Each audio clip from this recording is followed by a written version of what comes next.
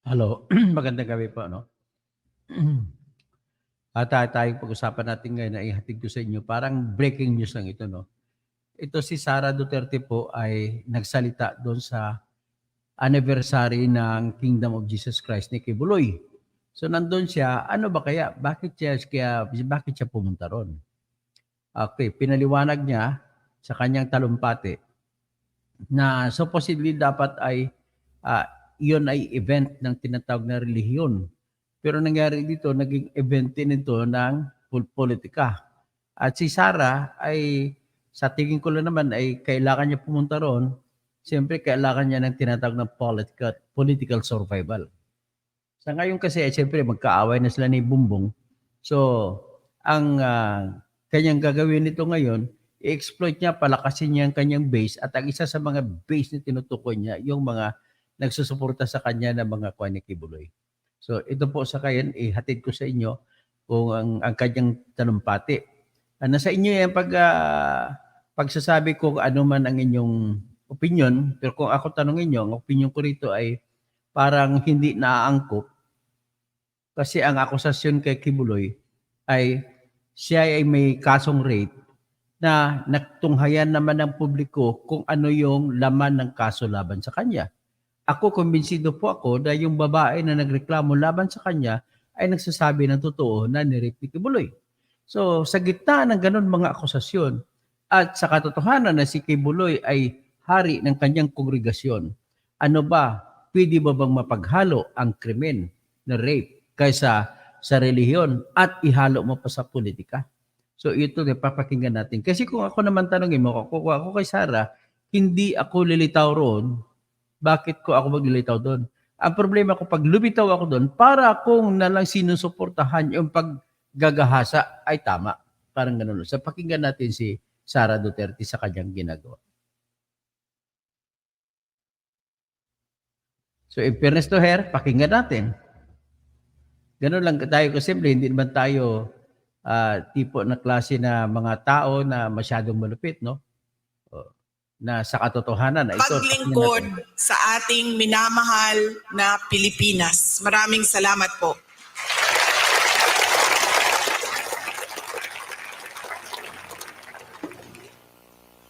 Nasabi ko na po,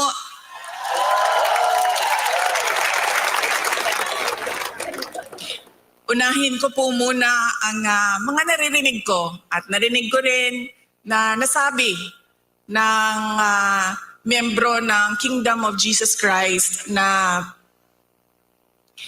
sala manggunitanan ni Inday Sara ug nidagan pa siya presidente dili ta magkalisod-lisod ani atong nasod.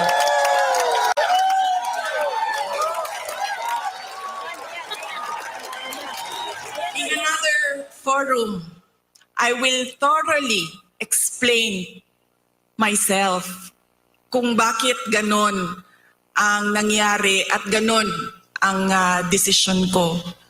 Pero sa ngayon, hinihingi ko lang ang patawad ninyo na nagkamali ako.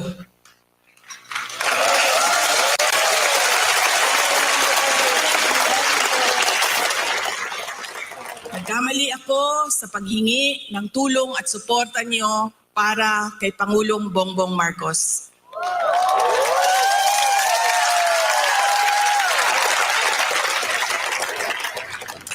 I was on the mistake belief that we were together on the platform of unity and continuity. Nagkamali ako, kaya hinihingi ko ang patawad ninyo.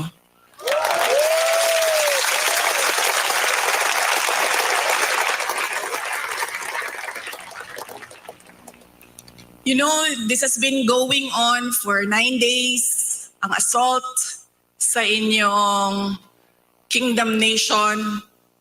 At I could not come earlier dahil meron ding atake sa opisina ng pangalawang Pangulo. At hindi ko maiwanan ang aking mga kasamahan doon sa Office of the Vice President. But always remember na wala man ako lagi sa mga masasayang araw ninyo, pero nandito ako lagi sa inyong kalungkutan. I will always be with you in your darkness. Bago ako pumunta dito, doon sa Manila, sinabihan ako, huwag kang lumapit sa KOJC.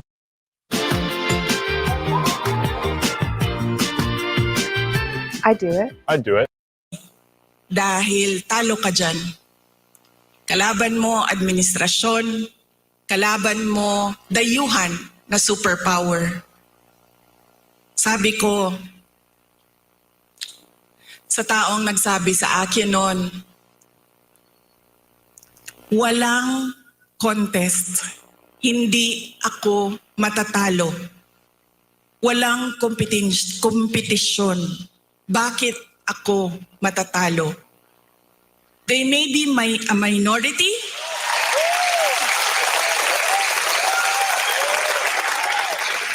They may only be 8 million around the world.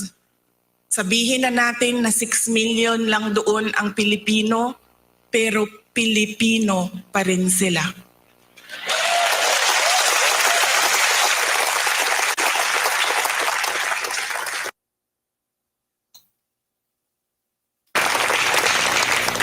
Noong ako ay naging Vice President, isa sa lagi na problema natin, hindi lang dito sa Davao City, but sa iba't ibang lugar ng Pilipinas, ay ang disaster response. So nung ako ay umupo, in-institutionalize namin ang Disaster Operations Center ng Office of the Vice President. Ang aming paghahanda ay disaster response. Pinaghandaan ang baha, pinaghandaan namin ang delubyo, typhoon, pinaghandaan namin ang earthquake, lahat ng maisip mo na kalamidad, pinaghandaan namin. Pero nasabi ko doon sa mga kasamahan ko sa Office of the Vice President, we have not prepared for a crisis such as the kingdom of Jesus Christ. So anong sabi ng libro natin dyan sa Disaster Operations Center? Ano ang dapat nating gawin sa krisis at disaster na ito? Lahat sila walang masagot.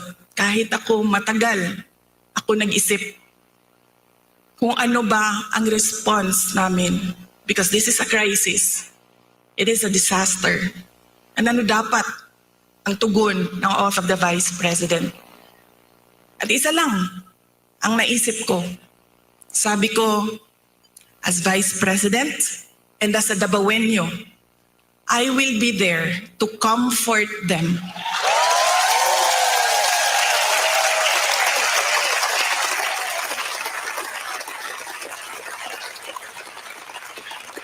I have a moral obligation to assist them if they feel that they are persecuted, kahit kukunti lang sila. Trabaho ko yan bilang pangalawang Pangulo.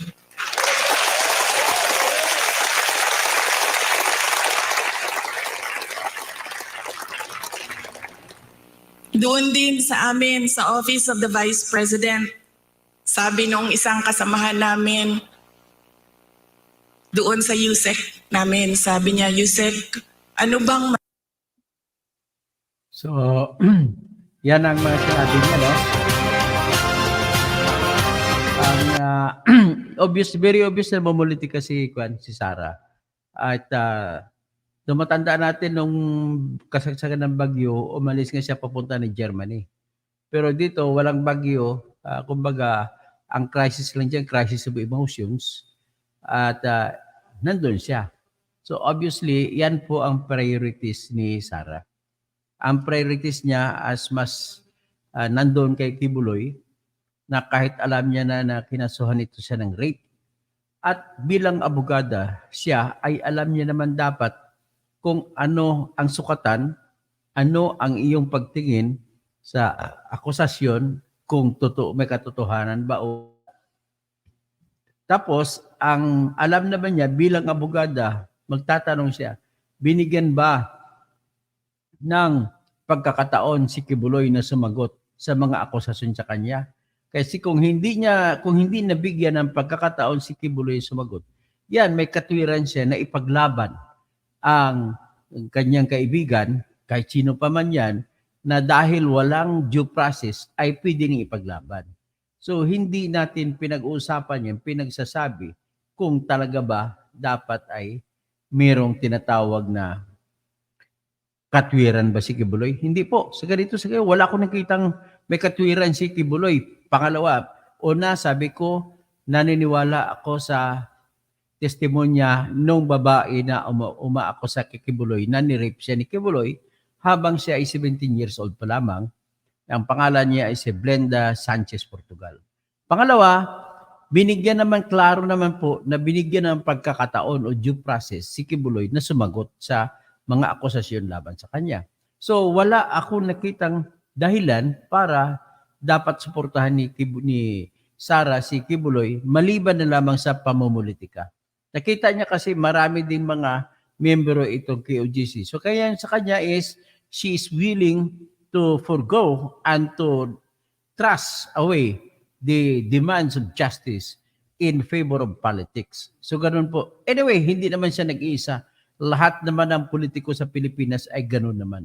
So but just indeed, I just want to emphasize here that it is now time for us to stress our importance and our judgment call in favor of the call of justice. Clear call of justice. Dito, anong call of justice si Kibuloy dito? Narinig naman natin ang kanyang audio recording. At sinabi ng kanyang abogado si Atty. Tutorion na gusto naman daw niya sumuko, kaya lang hindi niya magagawa. Sapagkat daw ang kinatatakutan niya ay kung isusuko niya sarili niya, ay bigla siyang ibibigay ni BBM doon sa Amerikano.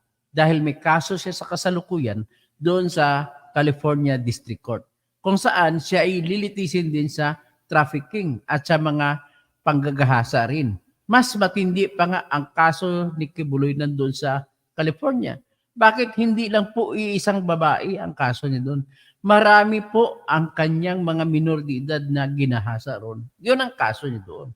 Maliban pa dyan, ang kaso niya roon ay yung tinatawag sa pag-smuggle ng pera.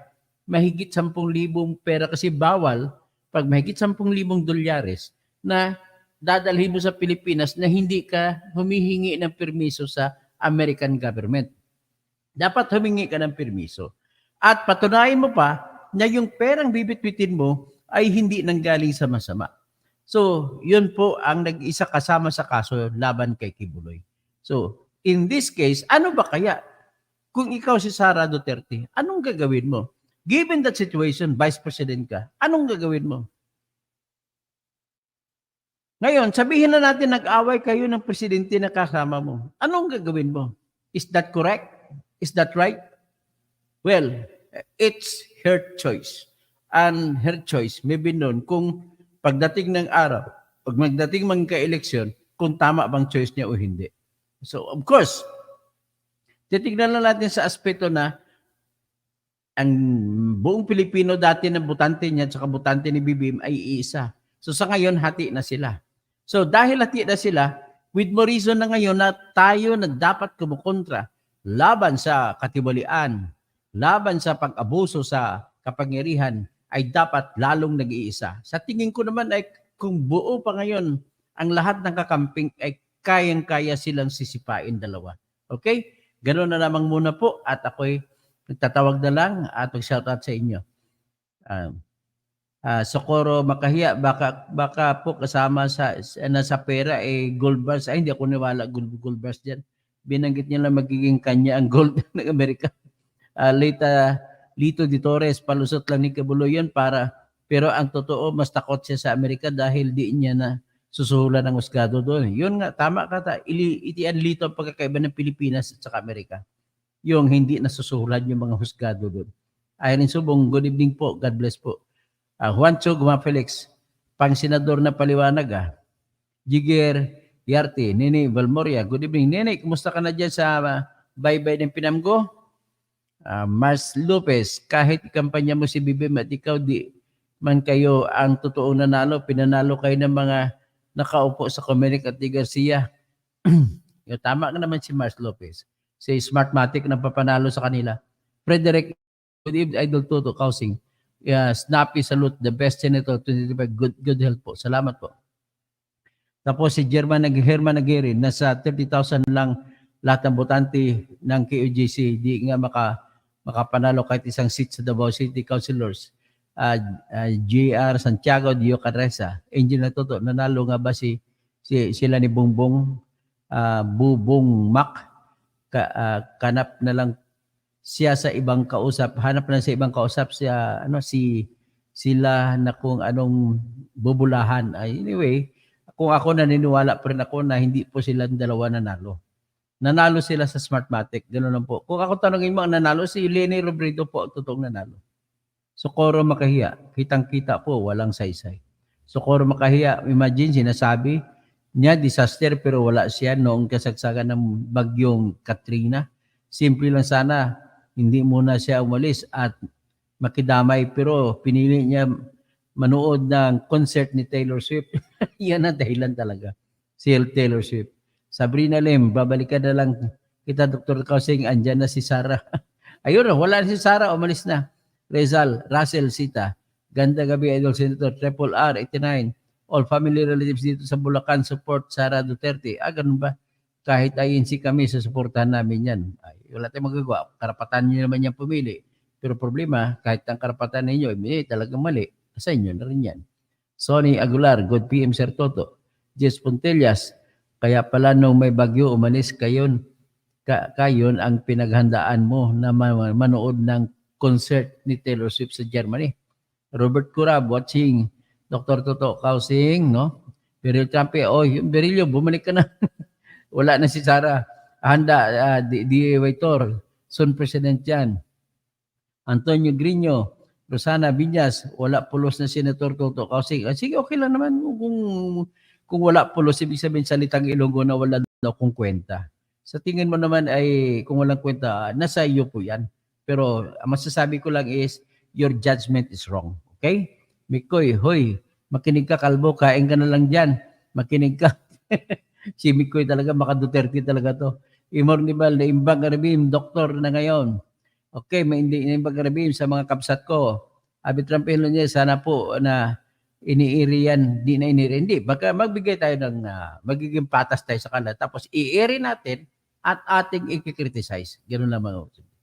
Ruel Cagbay, Lorca, Helen Baguio, gandang gabi po. Berhilnya, Ibanghilyo, nonsense, ibig niya sabihin dahil kinampanya niya, malaking utang na loob, pero bakit ano bang utang na loob? Kung ako tanungin mo, Smartmatic naman nagpapakuan. Doon sila may utang na loob sa Smartmatic. Politika Pinas, watching po yung lupa na sa tunnel dinala sa Manila Bay. Okay, Josephine Lorca, mayag na gabi. Bobby Maso, good evening. Jesse Garino, magandang gabi. Halik Aren, maayong gabi. Manilo Fabian, Yusiri Resida, Beth Oriarte, Politika Pinas, Alex Solin, Sabrina Lim, ito Helen Ramos, Elvira Rizzo, Perez. So, yan po, nakita ninyo. So, natunghayan ninyo, nakita ninyo kung nasaan ang priorities, ano ang kulay ng puso ni Sara na makakulay talaga kibuloy, no? At ang Pilipinas ay mas malaking usapin. Mayroong usapin ng kahirapan ng mga Pilipino. May usapin ng katarungan sa lahat ng Pilipino. May usapin na kayamanan para sa lahat ng Pilipino. May usapin na kapangyarihan ng mga mamayan na inyo bang inaagaw na. Yung kapangyarihan sa paghusga ay nawawala na. Kasi pilit yung pinukuha at pilit yung gumagawa ng mga kaso laban sa ano. Pagkatapos basta lahat na ang problema ito, wala talagang kayusan. Mapunta ka sa left, mapunta ka sa right, pareho magnanakaw. So kaya sinasabi ni Joe Grad dun, sabi niya, kukurakot dun sa left, kukurakot dun sa right. Money, money, money. Ayun, naalala ko lang yung nawalang namatay na kaibigan ko na si Joe Grad de la Torre. So Bing Liwag, watching from Chicago, always ingat. Wonder Mike, Epin de la Rosa, hello po, good evening. Jefferson Choco, Cherry Ann Begilo. Oh, kumusta? Kumusta Bing? Andiyan ka pa ba sa Tagum? I-regards mo lang ko kay Mami. Socorro Makahiya, Janila, Darkness Reyes, Rodi Zapois, Balisog Batak, Nene Valmoria, o Nene, Eduardo de la Rosa. The Vice President is already out of her mind. So nakita nila yung immaturity ng Sara. Magbibigay siya ng suporta doon sa grupo ng tao na may konektado sa tinatawag na akusasyon sa paggagahasa. Ang problema lang dito po ay hindi siya kasi sitwasyon ng ibang mga tao na inaakusahan na may problema sa hindi pagbibigay ng pagkakataon na sumagot o debensa. Iyan ang tawag ni due process. Hindi naman, binigyan naman ng pagkakataon si Kibuloy na sumagot. At hindi siya kagaya ng ibang tao na kung saan ang akusasyon ay makikita mo talagang may katotohanan. Kagaya nitong akusasyon ni Blenda Sanchez Portugal laban sa kanya ay natunghayan naman natin. Narinig natin kung paano hindi naman magsasalita ng ganong katindi. Yung babae kung hindi totoo na ginahasa siya ni Kibuloy. So Romel Bengson na Imbang Rabim, no? So Sebastian Sartin Gonzaga, Balisog Batak, Jimmy Arepagita, so Mapia Bengi, sa Maray Bangki, mga maayong gabi, maayong gabi, maupay nga gabi sa lahat ng mga tao sa Pilipinas. O maradyaw nga gabi sa inyo horot. Magandang gabi po. Sara Duterte.